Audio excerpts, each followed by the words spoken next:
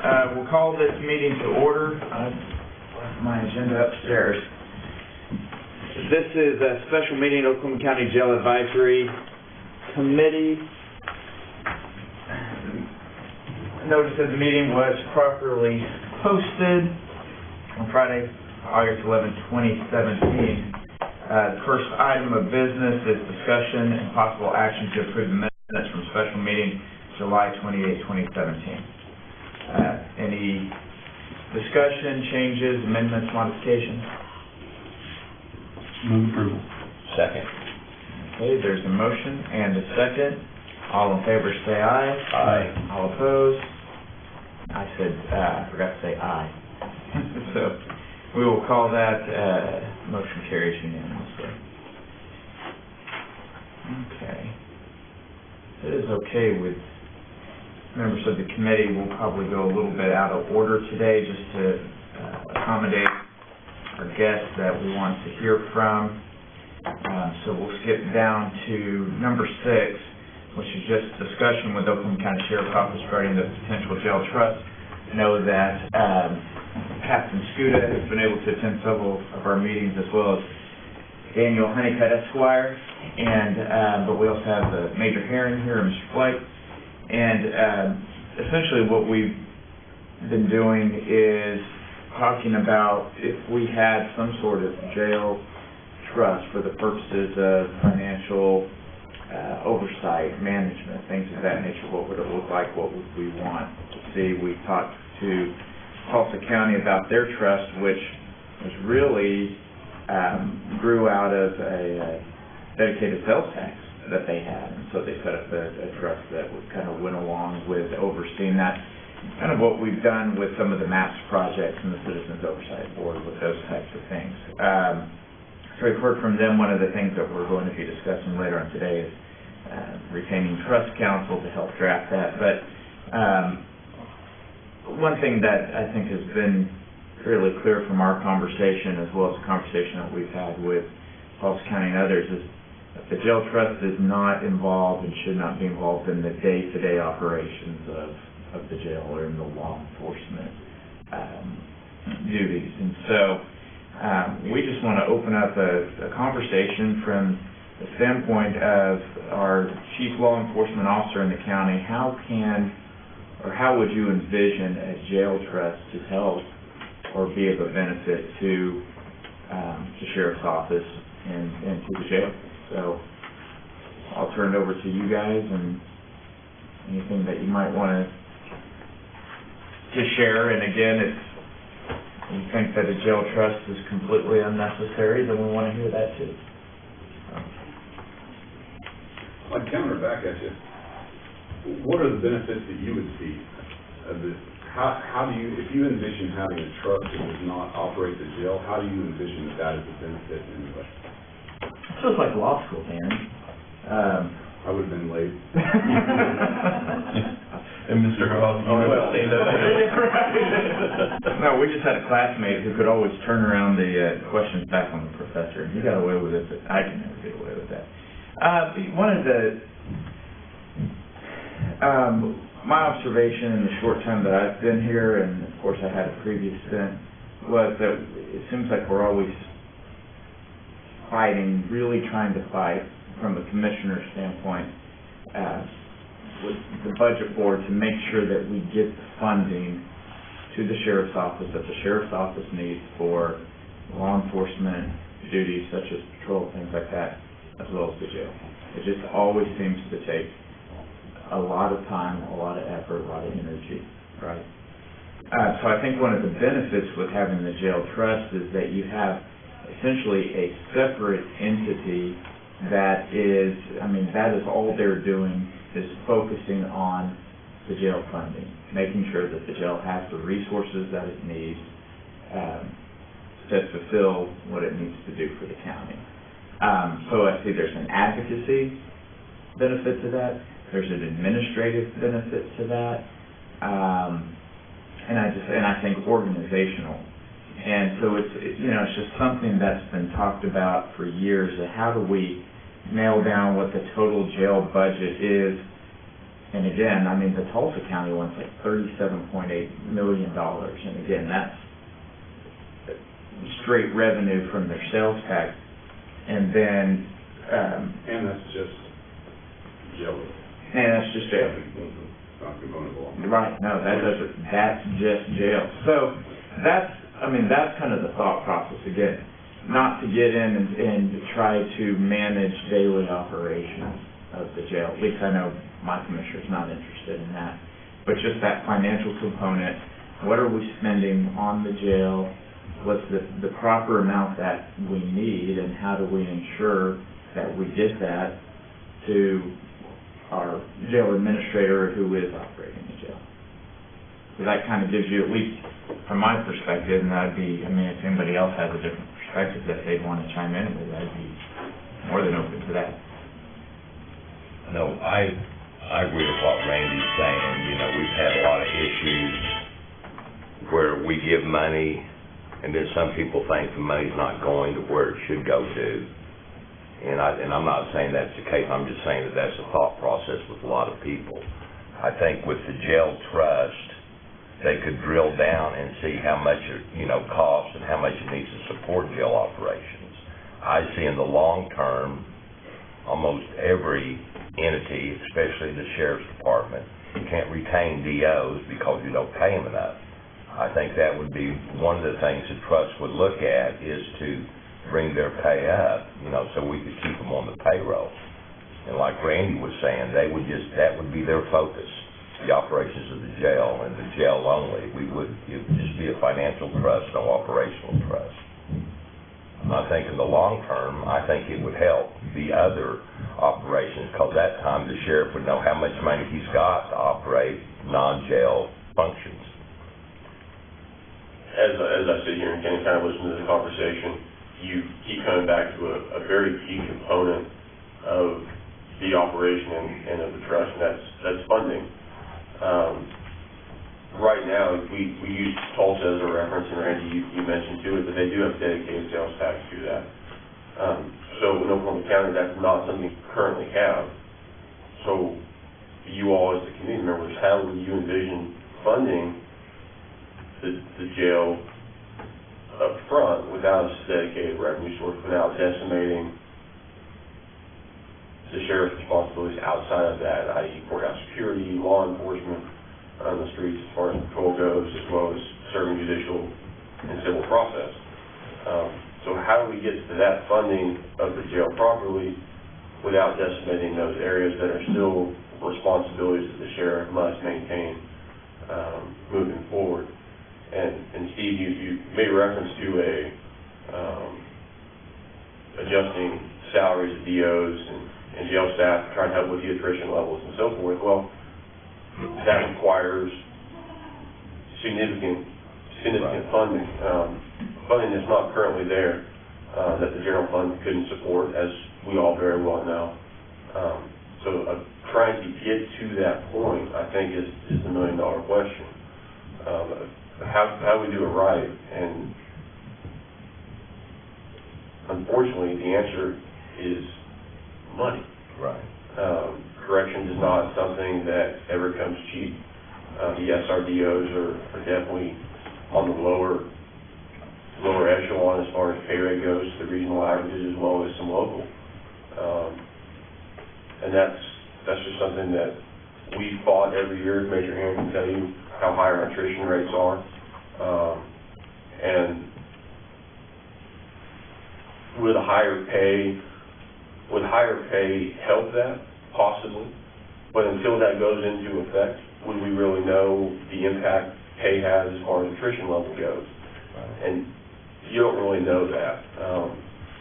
So there's a lot of unknowns when you look at the jail as far as funding and operations, and how putting more money towards it would make changes, or how it would affect those things. I still think that financially, for a trust to go into place, I think a lot of planning has to go into that now, and we don't want to rush into a trust without figuring out how the trust is going to be funded, or the jail will be funded, and what the long-term impacts might be on other sheriff's office operations.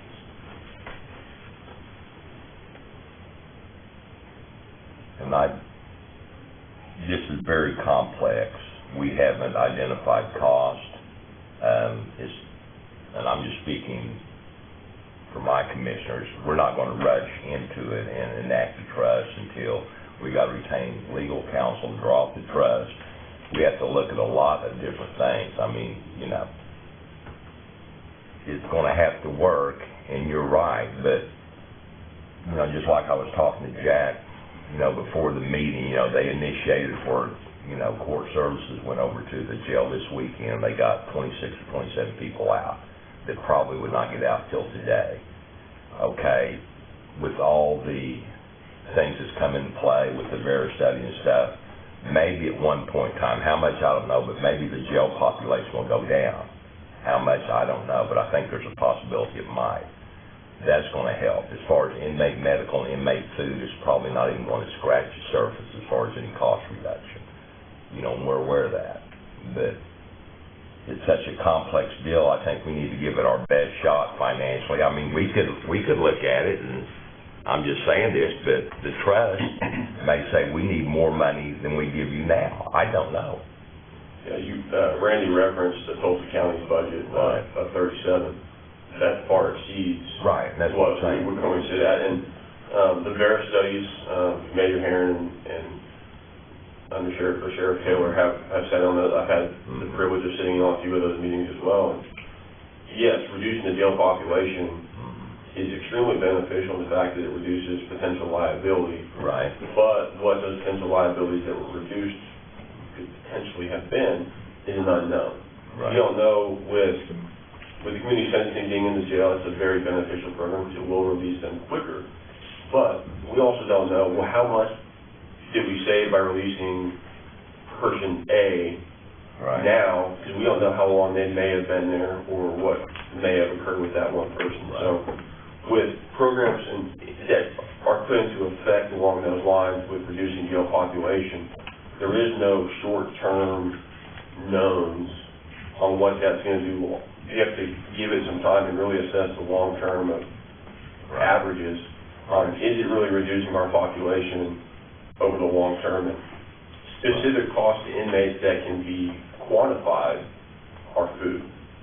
That's one thing that you, without a doubt, can quantify is food costs.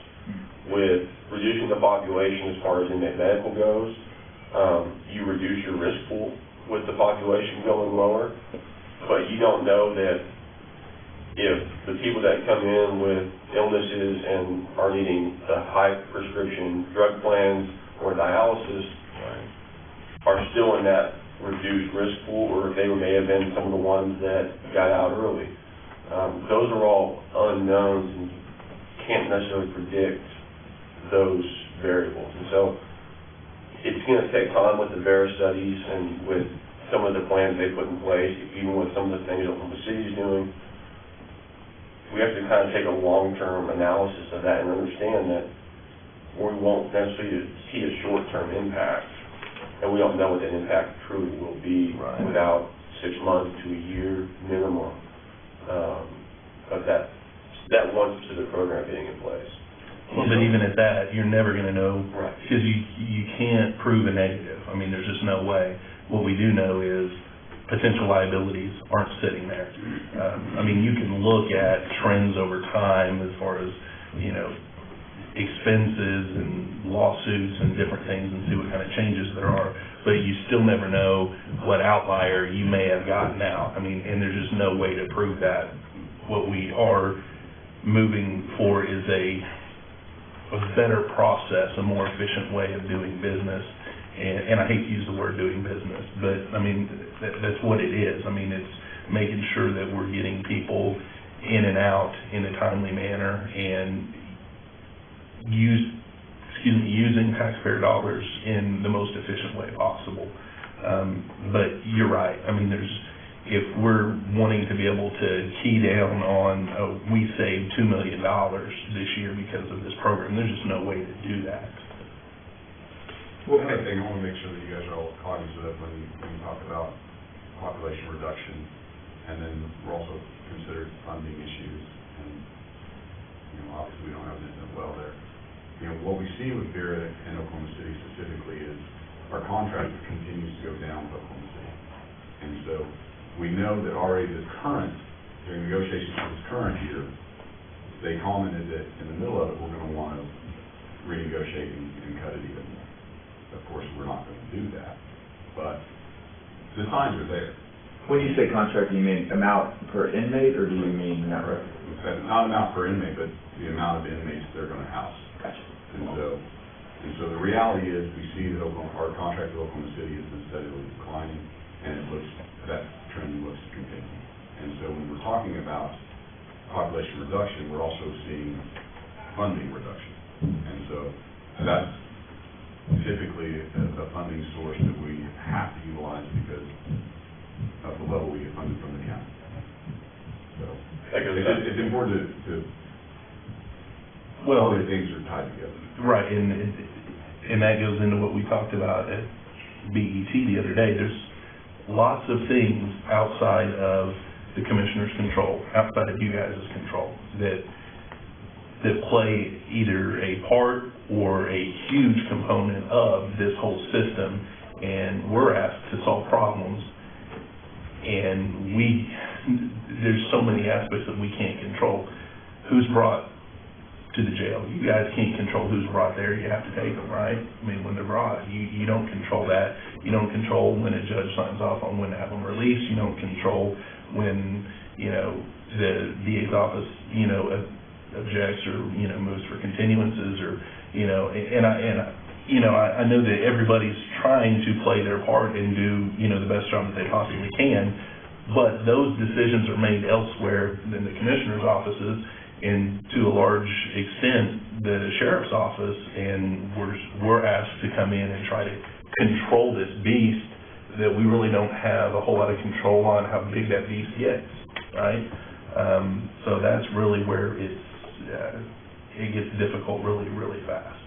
Captain Scooter, you had talked about some of those variables that are always, I mean, they're not static. I mean, they're always changing. Medical, food, all of those things. I was looking at the Tulsa County, how they broke down the revenue, just as a quick reminder.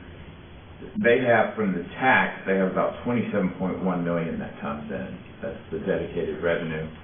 But the budget, as we talked about, was like 37, so essentially they're 10 million short right there. And so then they have the county contribution fund, and that's where a lot of those things, utilities, food service, medical, that are those costs that they don't know, and they go to the city of Tulsa, DOC, ICE, you know, all of those, because that's their customer, so to speak, and that's where their contribution has to come in. And then that left about $2 million short, that then they actually do have to go back to the budget board and say, in order to operate, we need an additional $2 million in addition to that dedicated revenue source, if you will. And again, I'm out of everyone here, I'm probably least involved in that actual budget process, so forgive me if this is totally ignorant, but currently, what is our budget for jail operations? All that entails, to the extent that we can nail that down. I didn't bring the exact figure with me. Should have anticipated that question. I don't, ballpark's good enough, I'm just curious. They're around $35 million mark,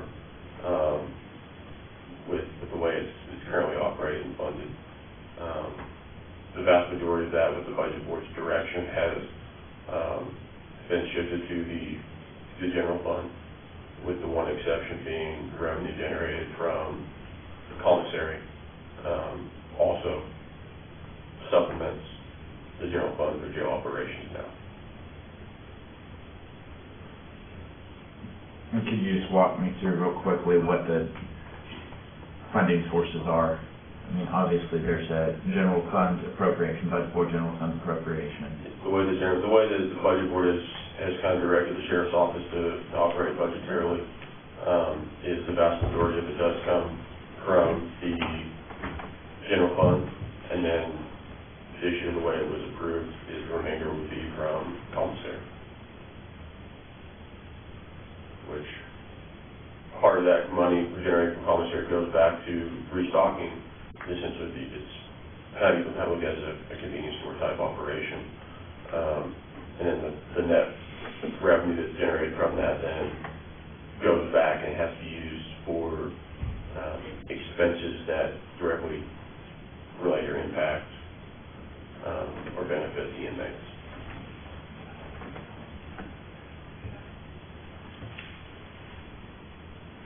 So the money that we receive from, say, our Oklahoma City contract, does that go directly into jail operations, or where does that? The funding for housing municipal inmates goes into our special revenue fund. And with the way that the budget board has directed the office to operate financially, those funds, since the jail is funded in its entirety out of general fund, with the rest coming from commissary, the excess from our cash funds, our special revenue service fees, can be used to fund the additional responsibilities of the office, and that's how they're currently used. They go into the special revenue fund. Since the jail is fully funded out of general fund and commissary, they're then used to help supplement the law enforcement side of the sheriff's office.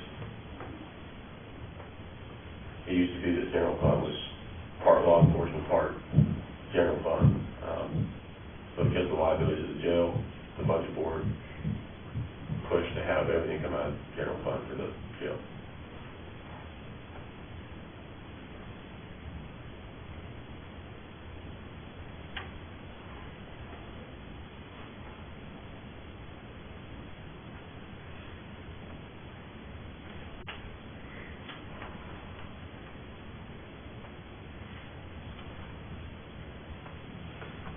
So back to my original question, how, if in any way, could a financial trust be a benefit to the Oklahoma County Jail? From your perspective? Yeah, I really don't, not to be flippant, but I don't see a benefit. Because what it feels like to me is the desire that y'all have is just more of a beefed up budget board that is specific over the sheriff's office. Because it seems to me like all you're concerned about, and understand some of these questions or responses may be difficult, but they're not antagonistic. I'm just talking. You're not gonna hurt our feelings. And it's just, you're just concerned about the money. And so we're not really concerned about all the fallout from that. It's just, for whatever reason, you don't trust the process and you think you could identify a better way. And so it just seems like what you're trying to create is something more akin to a different budgetary process than actually a trust. Because I don't, maybe that's just my own little myopic. I think that's part of it. No, I definitely agree, and again, not control over the sheriff's office. Right, that's what I'm getting at. It's more just Right. Because, finances and how it's spent. right, and we do see different trusts nationally and even within the state that do serve kind of the different purposes, and you do have those that essentially are involved in the day-to-day operations, right, of the jail, and even have more expansive powers than that. Tulsa County, for instance, though, is, I mean, I like your phrase, almost kind of a super budget board type process, that this is a group that is solely focused on, and again, I think Steve said, it's not about just the oversight of where does every penny go. It's more, what do we need in order to fund the jail so that it operates in the best way possible? And that may be $10 million more than what is brought in by their sales tax, and you have that Tulsa Jail Trust that is going to make sure that that money then is gathered from the different sources, you know, and they're advocating and saying this is what we need. And again, the structure of that trust is very city heavy, you know, the municipalities. What we've talked about, and again, just preliminarily, is looking at something that is sheriff and commissioner dominated, if you will, as a jail trust authority. Well, if you look at Tulsa's mechanism, you know, I don't disagree, the cities have their hand in the way in that. But if you look at the dynamic makeup of their facility, the cities are their users. And so where the cities are enticed to spend money on their facility in Oklahoma County, are charging the cities more of a deterrent to keep them from housing the prisoners. And so there's that little dichotomy. And so they're able to secure more of a funding mechanism, whereas we're not getting that same. And so when we're comparing ourselves to Tulsa, it's important to recognize that there's some similarities that we're looking to establish, but the differences are definitely there. From a correctional standpoint, my biggest concern, not only with the trust, but with what's been happening in the last 18 months, is, no offense, gentlemen, but people that have absolutely no idea how to run a correctional facility, trying to dictate how it's ran, and controlling that with a purse string. When I first came on board, I was given free rein to run that detention center, and we made some phenomenal accomplishments with the accreditations that had never been seen. I would be scared to death to have any of those agencies come through for an accreditation right now because of the way I've been choked off and my staffing level and the way we've been able to renovate, repair. And so I'm extremely concerned about yet now another committee that knows nothing about running a correctional facility, dictating how we spend our money and that kind of thing. That's my concern as a correctional professional. I agree with Major, especially with his comment on using the control of the financials to dictate certain management approaches. Because that, yes, they're not involved in the day-to-day operation, but as we all very well know, by managing the money, you manage a business. Okay, if your wife tells you, get to spend X number of dollars at the store, she essentially controls what you're able to do. Yeah, my phone's tapped. I can't confirm that. Nor did I. Well, and I think that's a fair concern, absolutely, what you said, and I don't know if I got that down exactly right, but that the control of the financials dictating what the operations is going to do. And again, I think that, again, if we learn from the Tulsa County experience, which, I mean, that's the cheapest lessons we can learn from other people's mistakes, trying to move operations out from underneath the sheriff's office to, some private entities, and again, thinking that they could save a buck by doing that, and again, not working out well. I mean, if we just look to recent history, I mean, when the sheriff's office came forward with their budget request this year, all of the elected officials that are represented on this committee right here were in support of the ask that the sheriff's office had.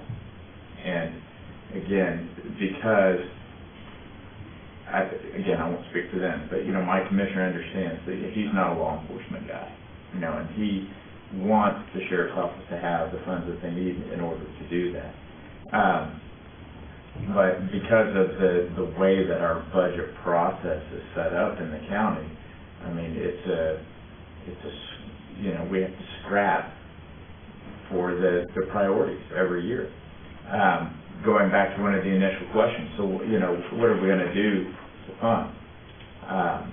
you know, there's been talk about the sales tax. Oklahoma County, I think, is the last county in the state that doesn't have any sort of dedicated sales tax. I think that'd be a hard sell. I don't think my commissioner would be in support of that. One of the things, though, that I think we need to at least discuss is, you know, do we dedicate certain revenue off the top? That's gotten a bad rap to a certain extent at the state level, but at the same time, we have to, why did we dedicate certain money off the top to certain things, such as transportation? Well, because that is a priority. It has to be funded.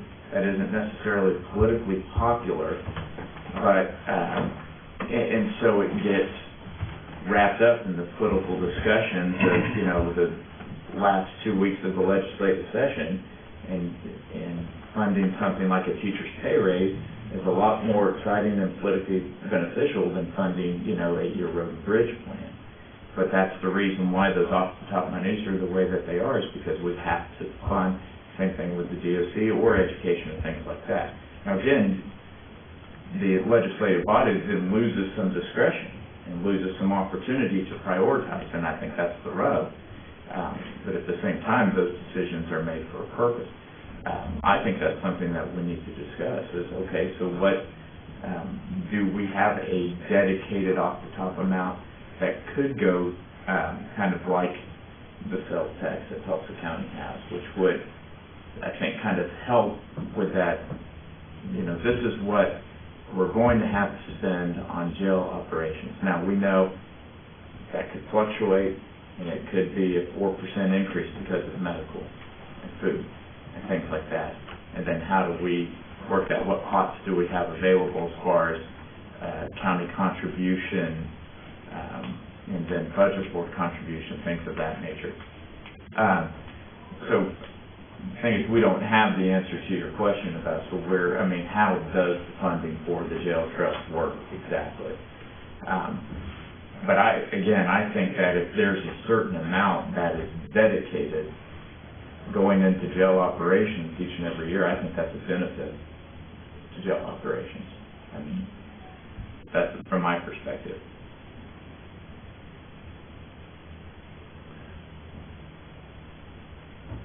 I agree, and I think this group would agree with that statement as well. But I think the problem, though, is whether there's a jail trust or not, if there's not an independent funding source, i.e. Tulsa's sales tax, then we're talking funding from the same sources that we've currently been funding at, and those require budget board approval. So even if this trust were, even if a trust were established and trustees wanted to go to that type of an operation, off the top money, yada, yada, yada, funding levels at a certain amount, we're still going to get into the same situation that we're in right now, whereas you know, you've got to have the support of the Oklahoma County Budget Board to be able to make any of those changes. You said that your boss was in favor of what they had submitted. My boss was as well, you know, so, I mean, you look at that, I'm sure the sheriff would be supportive, so you would have a majority support if that trust was in place this current fiscal year. They would have recommended all of that, but Budget Board still voted to not fund it, so. And I misspoke earlier when I was talking about who was supporting that, so my apologies, but I'm sorry, go ahead. But you would still have a majority of this type of a trust that would be in favor of that, but it still would not have made it any different in the funding level because Budget Board is still the one that has to approve the allocation of those funds. And I think this year was a perfect example of like what Cody, you're speaking of. I think the sheriff's office with our approach to BET and what was ultimately recommended by BET, when it got to the Budget Board process,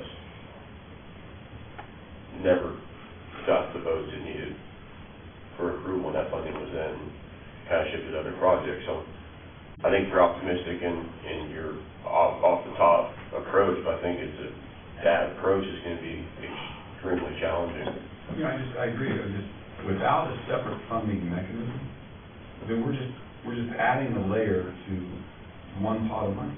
And so what are we really doing? Unless it goes outside the budget board. What I'm getting at is, it's How would one that- pot of money. Right.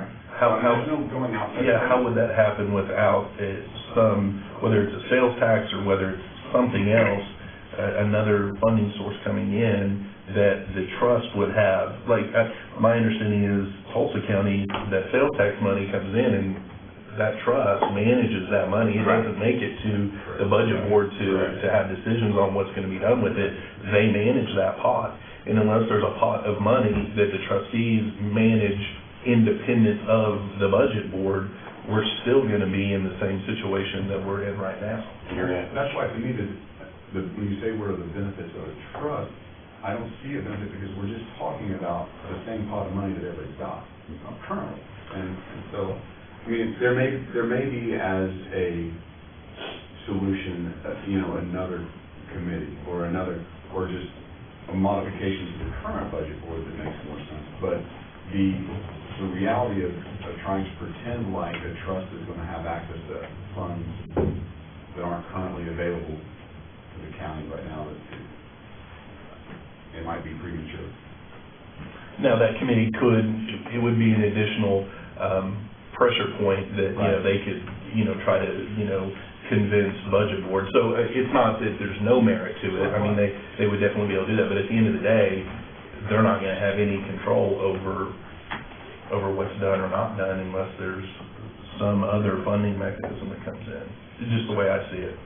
But I think an important potential component of the trust, working with law enforcement, they're gonna identify hard and fast costs.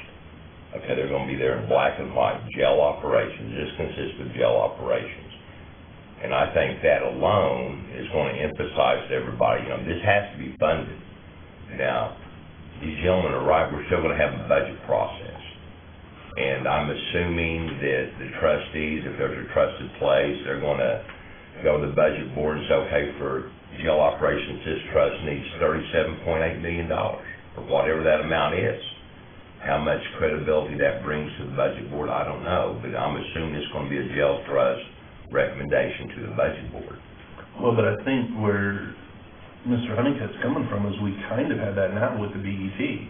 We do. We come in, the sheriff's office presents their numbers, and we've got some very, very, myself excluded, very, very intellectual people sitting around that table that, can look at the numbers and, figure some stuff out. And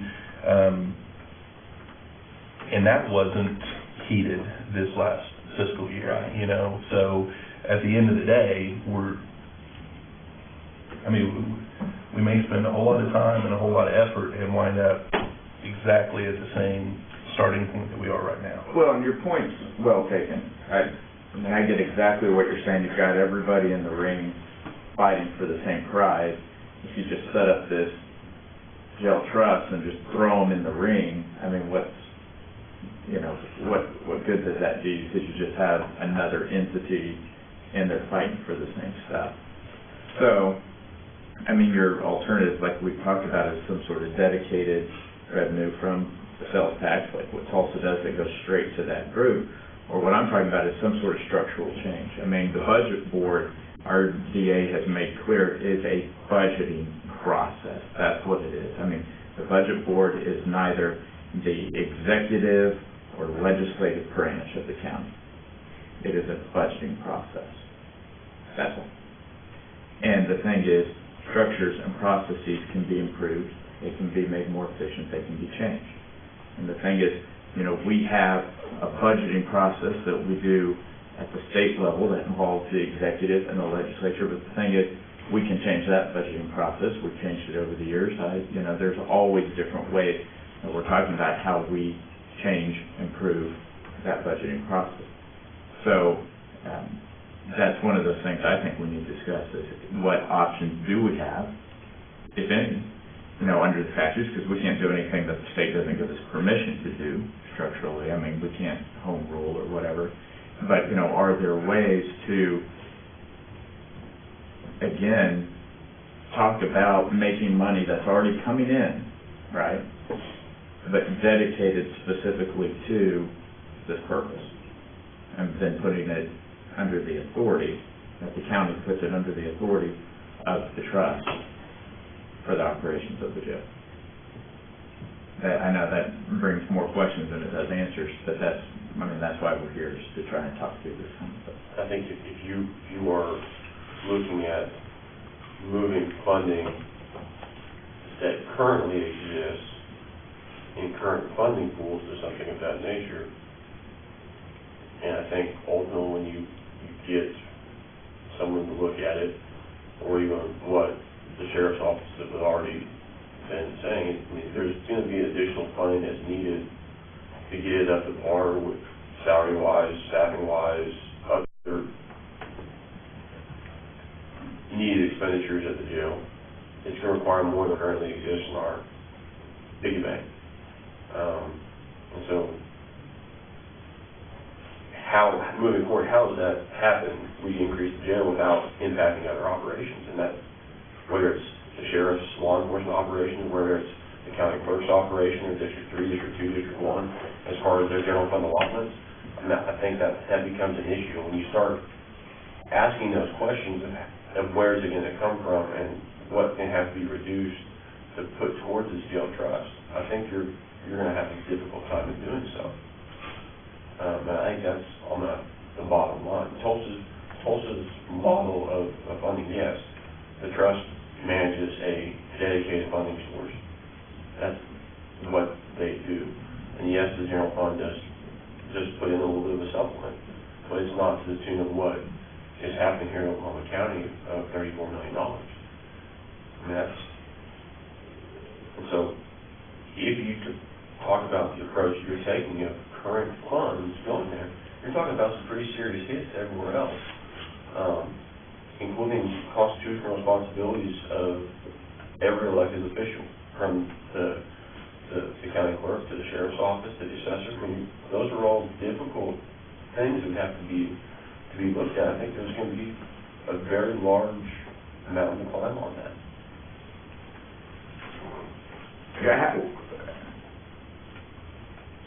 I'm having a hard time following your logic on how it's going to affect the other town. I mean, because again, we have a certain amount that is already budgeted. But if you take to it the off the sheriff's top office, and it's in excess of what's needed and determined by the trust is in excess of what's there, where else are you going to look? There's only one spot you can't look. I'm with you. And that's all the other general fund funded departments, or other departments that are funded by general fund would require a reduction there.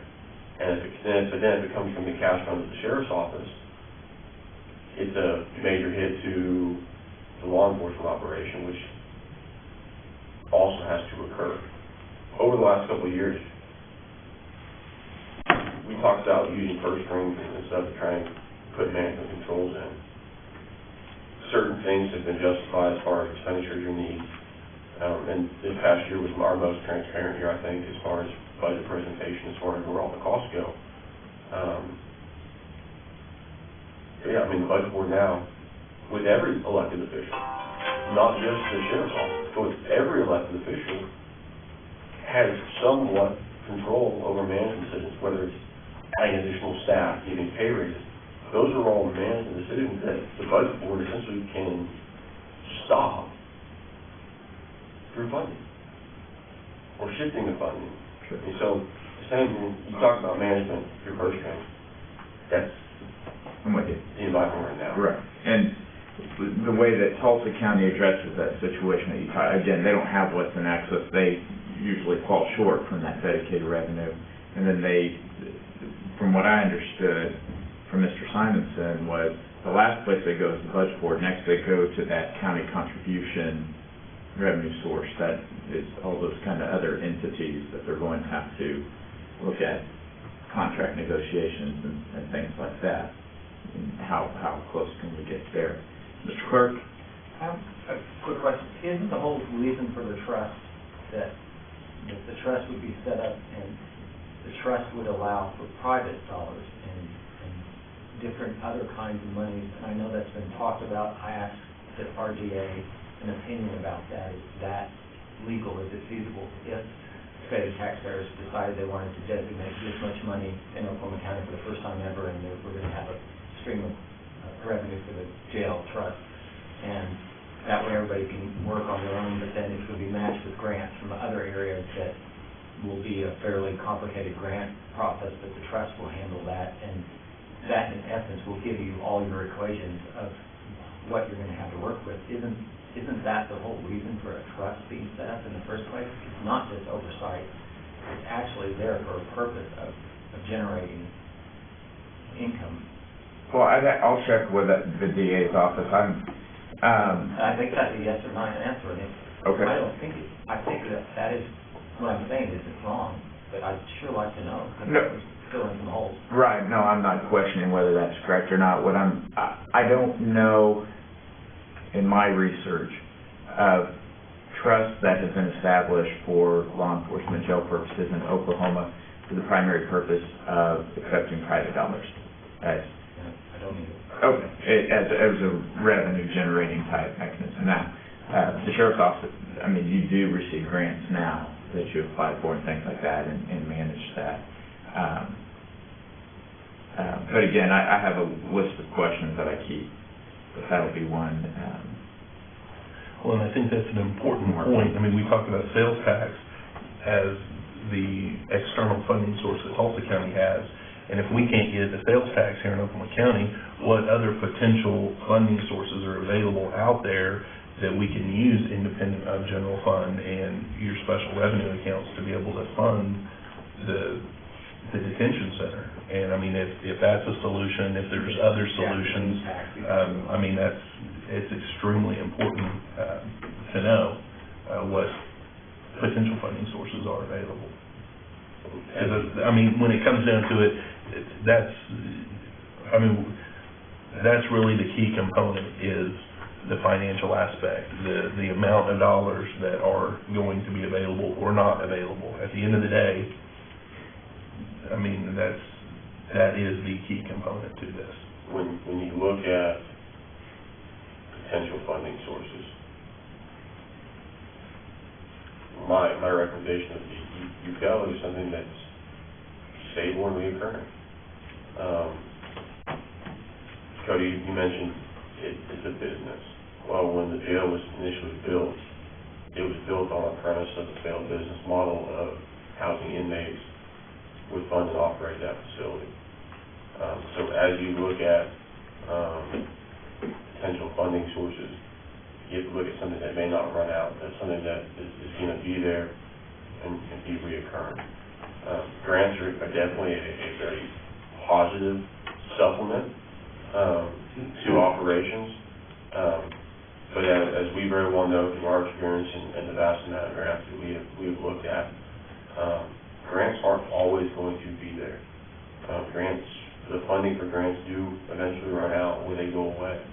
And so I think from the grant perspective, yes, those are great. You're looking for perhaps maybe a capital investment to update technology or do something of that nature, but to rely on grants for reoccurring daily expenses, I think that kind of gets you back into, potentially puts you in a position where we are today, where you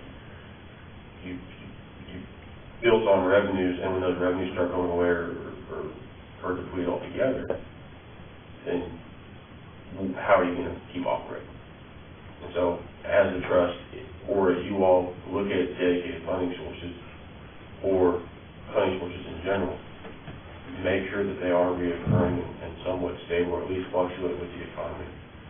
I think that's something that really has to be taken into consideration. Remember, your trust people, whoever you put up there, your executors of your trust are the people that are responsible for finding funding sources. People would ask just calmly, the Gates Family Foundation, $800 billion locally. The Selma, Gaylord Foundation, $823 million.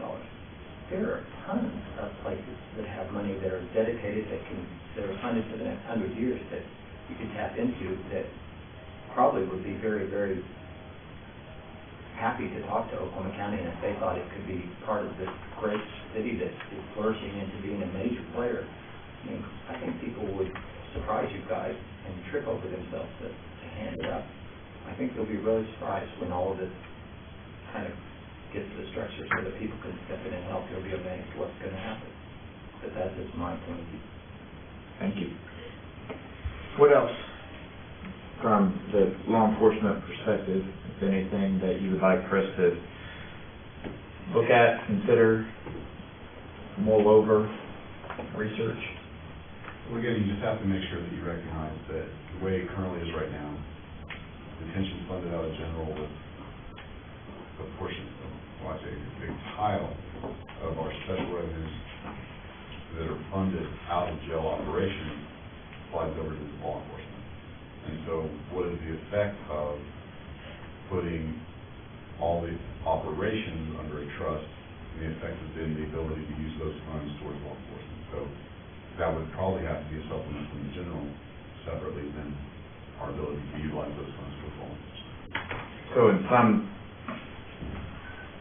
the commingling is beneficial at this point because, I mean, again, there's places that are going to maybe be short where you can slide money over. It's not just dedicated to operations. And so the challenge might be if there's just this operations pot, and then you have, and I'm talking about jail operations, not law enforcement. And then, but you do have some law enforcement things, warrants, whatever it is.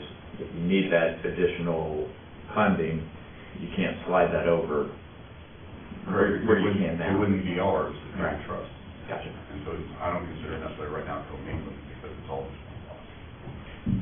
Right. And so when you add in this, Right, it's fungible. I mean, the money's fungible anyway, but I'm saying, I'm using the term commingling because if we're gonna bifurcate, Well, I understand. yeah, along those lines of operations versus law enforcement, which again, is an imaginary. right, and so right now, what I'm understanding is, it's the desire of the committee to have the employees remain employees of the sheriff's office, not become employees of the trust. Is that, I would assume so. I believe that's the way that, and if that's not the situation, and there's an avenue of employees are gonna become employees of the trust, what if, you need to look at what effect would that have on everyone's longevity, retirement, yeah. benefits? What happens to the end of the year shell game we play with employee benefits and how that works with now going to this independent entity, that could potentially pose some problems. So, I don't think there's any, I think there was any desire or plan or even mechanism that has been drafted up to make employees right. of the trust. I believe that, in fact, I'm not sure that the Tulsa County even has any employees. Do they? They have an attorney that's the only employee that, Yeah, the trust Mr. funds Simon employees, said. but the sheriff's office employees are sheriff's office. right. Correct. Yeah, and they I guess the trust has like administrative. it has like an administrator, and then they have outside counsel, and I think that's what they, okay. Great. Gentlemen, I appreciate your time of being here. I mean, again, this is truly a discussion, and I appreciate your insight and forthrightness, and, again, this is, to my knowledge, we've never had anything like this in Oklahoma County. So, I mean, we really are inventing the wheel here, so to speak, and we have the benefit of some other counties that have done it, but again, every county is, even though we have the same structure regardless of our size and the way that we like to do things, you know, every county is so different. So, yeah, we're trying to put all the pieces together. Well, you know, and as the sheriff's office, we're committed to help this county succeed. And it's just, we want to make sure that we don't start out with a flat tire. There's only 3 wheels on a 4-wheel car, right? We appreciate your giving us the opportunity to communicate. That's why we're here. Anything else? Okay, I don't know that we have any action that needs to take place on item 6, but if there's any additional comments, questions, discussion, item 6. All right, thank you guys, we appreciate it. All right, let's actually move backwards up the agenda to number 5. Going to the presentation 2 weeks ago by Mr. Brooks, Alan Brooks, who's worked for a long time, or has worked with Terry Bush, who is our long-term bond counsel. Right. Anyway,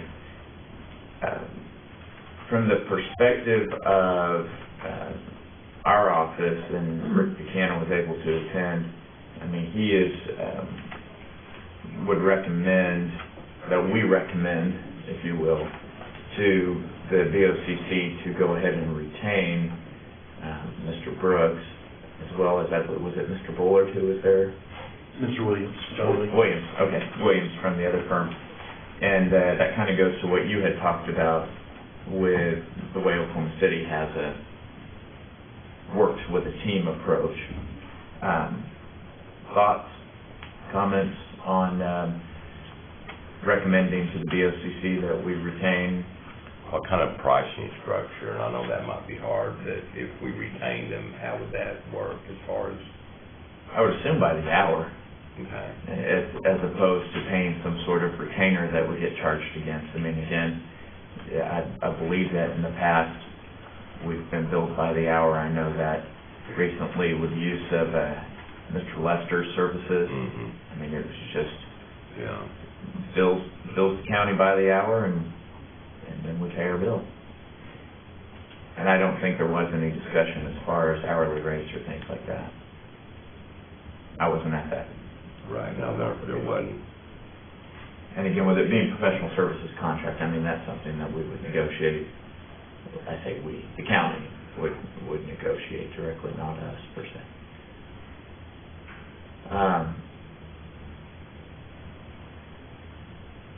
I mean, again, I think this is what has been this issue of private counsel has kind of been what's slowed us down. I mean, I've informed my boss, and I'll inform the BOCC that, you know, we're not going to, I very seriously doubt we'll make the deadline that they set out for us, because again, having to retain the private counsel has slowed us down to a certain extent.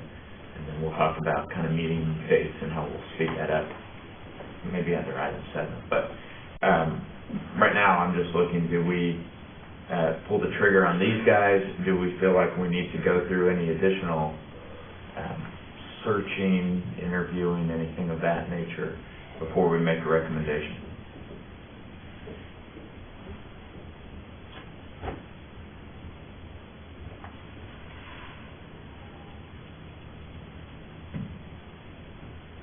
Yeah, I don't think so, other than, I mean, we need to make sure with Jane that I know it is professional services, so it's a lot less hoops and stuff to jump through, but, I mean, we would need to make sure that, you know, any purchasing guidelines are met. But, I mean, I think with those 2 firms and the 2 individuals and their firms specifically, the work that they've done for the county in the past, I think would be extremely beneficial for us to continue that relationship.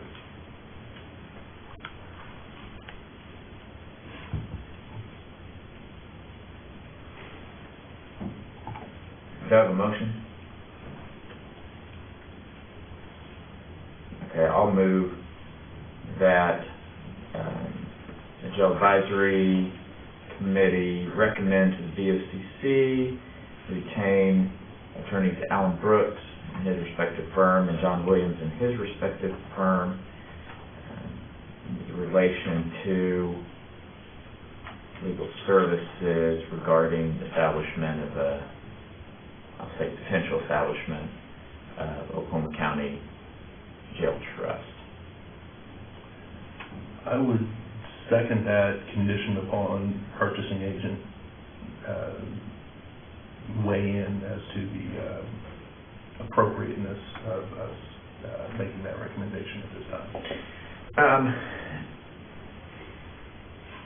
do you want to amend, or, I mean, I agree with what you said. I mean, that's going to be done, I would imagine, at the BOCC stage, because they'll be the ones that are actually retaining the council. All of the purchasing oversight, so to speak, we're just recommending to the BOCC that they proceed. Yeah, and it might just be semantics, but if the purchasing agent, for whatever reason, says, no, you can't do it like this because of X, Y, and Z, something we haven't looked at, I don't want to make a recommendation that's not appropriate. You know what I'm saying? Sure. So I think that if we knew that it was appropriate, then I'm comfortable with that recommendation. I just don't want to make a recommendation and then the purchasing agent stand up and say, well, I don't know why in the world they made that recommendation, that it's illegal for X, Y, and Z. I don't think it is, but that's the reason why I would like Okay, I'll her to consider, weigh in. sure, I'll consider that a friendly amendment, so that, for the purposes of trying to keep this record somewhat clear, I'll say, I move that the Oklahoma County Jail Advisory Committee recommends to the Board of County Commissioners that it retain attorneys Alan Brooks and his firm and John Williams and his firm with relation to legal services regarding potential establishment of the jail trust, authority and drafting of related documents, upon consultation with purchasing director to ensure proper purchasing procedures. Second. Thank you. Any discussion or debate? Seeing none, all in favor, say aye. Aye. All opposed, same sign. None in opposition, motion carries unanimously, 3-0. Okay. And we're rolling. All right, back up to item 4. This is just the discussion, review, possible action regarding the document that we received the very first meeting, kind of our working document. It's a recurring agenda item. Is there any specific action, questions, comments on that document at this point? Okay. Seeing none, no action required. Now, back to number 7, new business. Doesn't really count as new business, but I want to start moving a lot quicker as far as the committee. I know we've been meeting once a week. I think we skipped a week because last week was pretty busy. So we will get the BOCC recommendation that we just made on next week's agenda. And then I'd like to be prepared to meet immediately after that, not the day of, but then Thursday or Friday, and then the week after that to meet twice that week. So I'll coordinate with Matthew to get with you and your schedules, because I know that we have lots of other meetings and things going on. But I think in order to get with the attorney and get a document drafted up, we're going to start meeting twice a week for a limited period of time, of course. Any other new business to come before the committee? Seeing none. Any citizen participation? Seeing none. Item number 9, board comments, District 1. I just want to thank the Sheriff's Office for being here and offering their input. I mean, it's very, very beneficial, as well as the county clerk. I think that some of his ideas on external funding are very interesting and exciting, and I hope that that is pursued regardless of any action that this committee may recommend or not recommend. I think that those external funding sources should definitely be reviewed in an exhaustive effort to try to find external funding sources. And for the 2 people that are watching this online, if anybody out there has any other ideas for external funding sources, not to speak for the board, but I myself would be very, very happy to receive any suggestions that they might have. Other than that, thank you, Mr. Chairman. Thank you, Mr. Compton. Yes, you mean the 2 people outside of this building that may be working on, or watching online, right? Sure. Yeah, right. So, Mr. Satterwhite. They're still awake. You need to get a card and put your number on, Cody. I'll have about a graphic in there. I just want to echo what Cody said. I appreciate the sheriff's office input. You know, we've been on the BET, I've been with John for a long time, and I really think that if we partner together, then maybe we can create something better. Obviously, revenue is the biggest thing, and that's what we're looking at, but, you know, I think as a team, I think we can be more sensitive to your needs, and I think you can also be more sensitive to ours, and I look forward to it. And I appreciate you guys being here. Thank you, Mr. Satterwhite. Absolutely, we appreciate your insight as I stated.